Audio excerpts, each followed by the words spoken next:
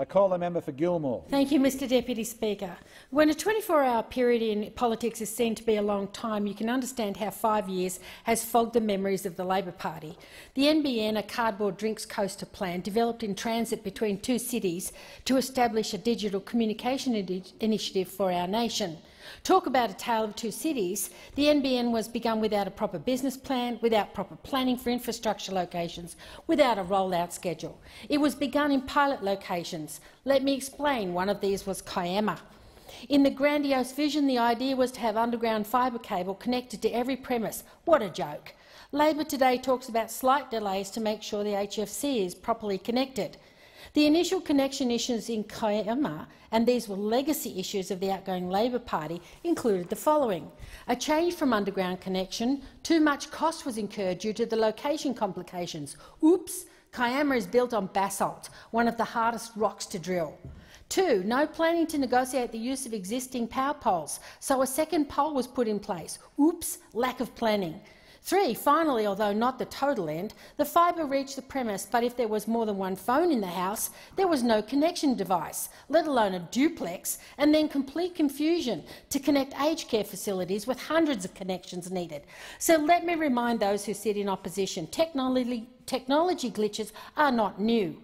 Seems to me if you have 40,000 premises able to connect per week, there's likely to be a level of hassle that is a great deal more than when you're only connecting 50,000 premises per year.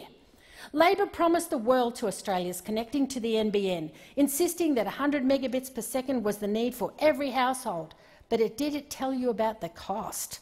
Did that ever get mentioned? No, so as usual, Labor tells us only part of the story, which to me is dishonesty by deceit.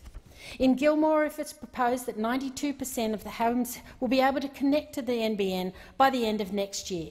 My region, due to its complex geography, has a complete mix of technology: fibre to the premise, fibre to the node, fixed wireless towers and satellite connections.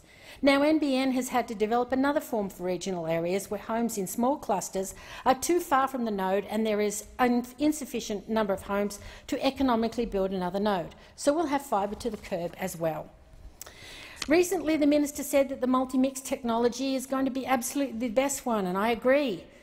And as a result of taking the approach, the NBN will be completed by 2020, 6 to 8 years sooner than would have been under the case with the predecessors, that means the Labor Party, and it will also be completed about $30 billion less. I think that's a major asset. Labor promised 250,000 Australians they'd be eligible for interim satellite service, but only purchased enough capacity to service 48,000. Oops, bit of a problem there. They criticised the rollout, but they can't get their numbers right. The result was a debacle. Consumers experienced severe congestion at peak times, with speeds similar or worse than dial-up. Typical Labor overpromising and under-delivering. We also had to fix this situation. Now more than 81,000 customers across regional and remote Australia receive faster, affordable and more reliable broadband.